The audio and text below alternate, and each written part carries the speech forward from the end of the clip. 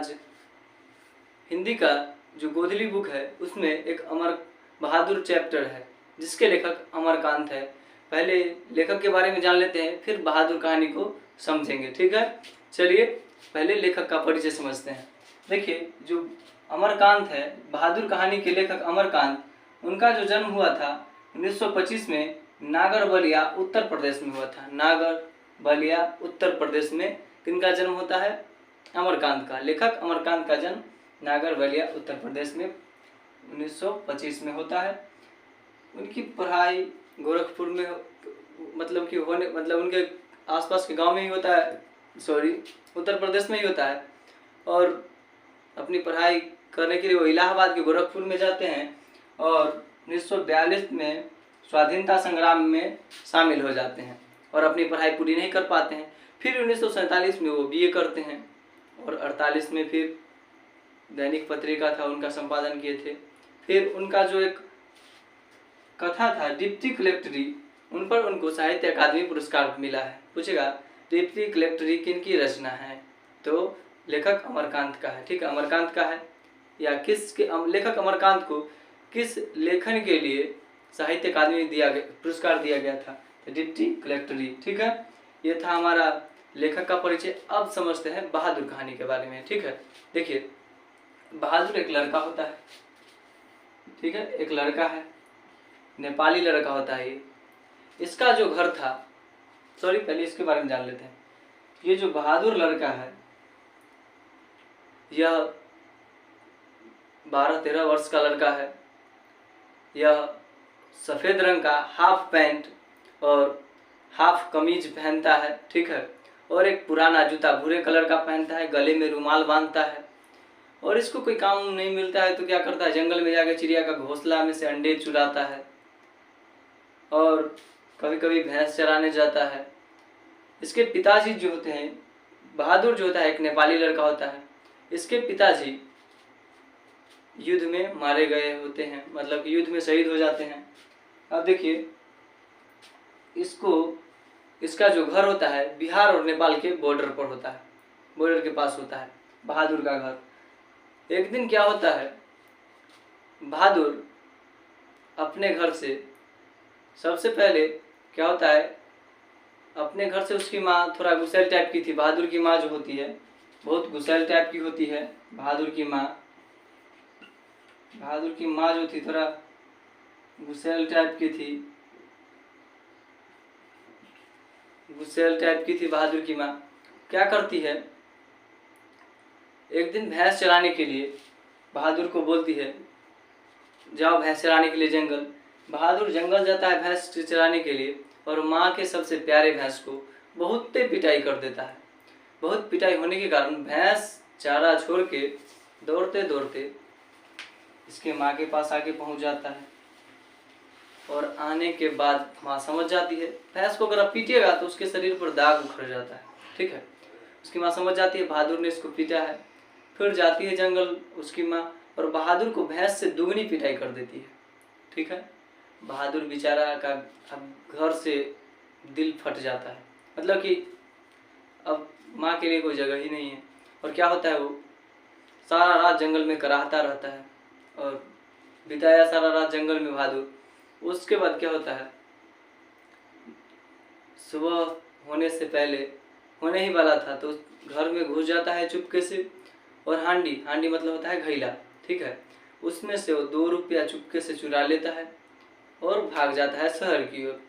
अब आता है अब लेखक का परिवार। ठीक है, उसमें एक साले साहब होते हैं जो बहादुर से मिलते हैं। ठीक है, अब बहादुर और जो लेखक के घर पर एक मतलब कि नौकर का जरूरत होता है। लेखक की जो पत्नी थी निर्मला, लेखक की पत्नी का नाम क्या था? निर्मला के जो घर के लोग थे ससुराल वाले, वहाँ पर सभी लोग बड़े ओहदे पर थे। ओहदे का मतलब होता है बहुत बड़े पोस्ट पर सब लोग थे। जो लोग नौकरी वाले होते हैं उनके पास नौकर होता है, बड़े बड़े पोस्ट पर होते हैं उनके पास नौकर होता है घर में काम करने के लिए।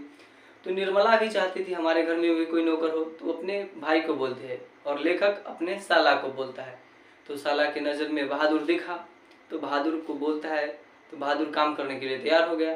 तो साले साहब लेखक के घर पर बहादुर को लेकर के आते हैं। बहादुर का पूछ लेगा आपसे कभी कभी नाम, तो बहादुर का जो पूरा नाम होता है दिल बहादुर, और यह निर्मला के द्वारा हटा दिया जाता है। लेखक की बीवी निर्मला के द्वारा हटा दिया जाता है और इसको बहादुर बहादुर सब लोग बोलते हैं। ठीक है, अब देखिए लेखक के द्वारा क्या हुआ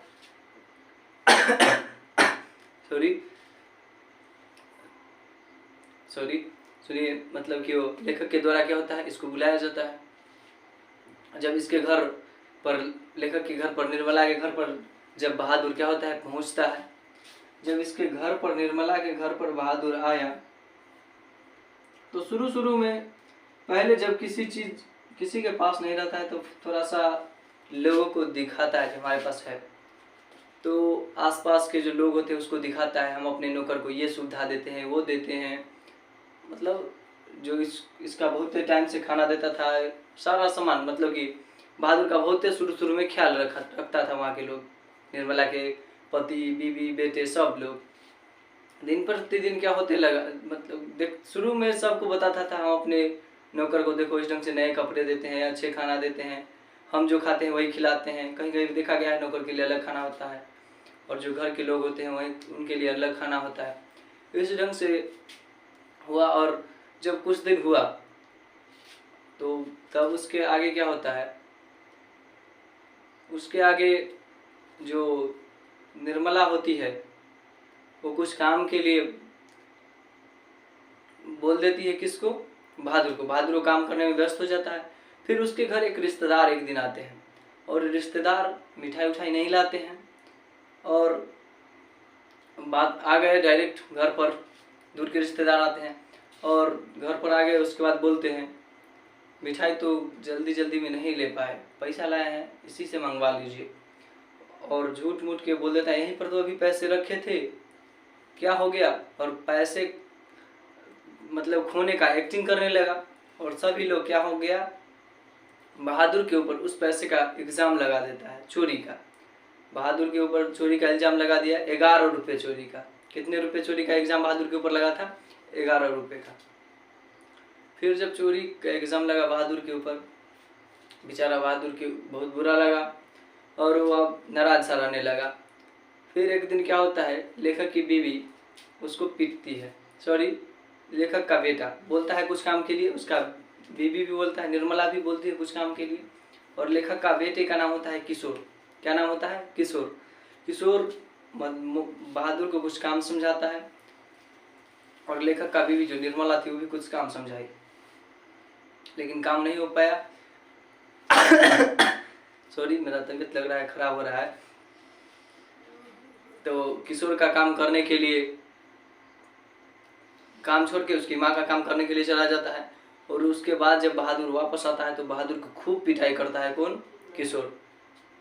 जब बहुत पिटाई होता है तो क्या होता है, बहादुर उस रात नहीं सोता है और उसके भोर में ही उसके घर से फरार हो जाता है। फिर सारे लोग ढूंढते हैं और नौकर की कमी में क्या हो जाता है, बहुत मतलब उसको तकलीफ होता है और पूरा उसका परिवार फिर सोच में डूब जाता है, काश वो हमारे पास रहता तो आज हमको बहुत सारा प्रॉब्लम ना होता, हमारे सारे काम में क्या करता, मदद करता।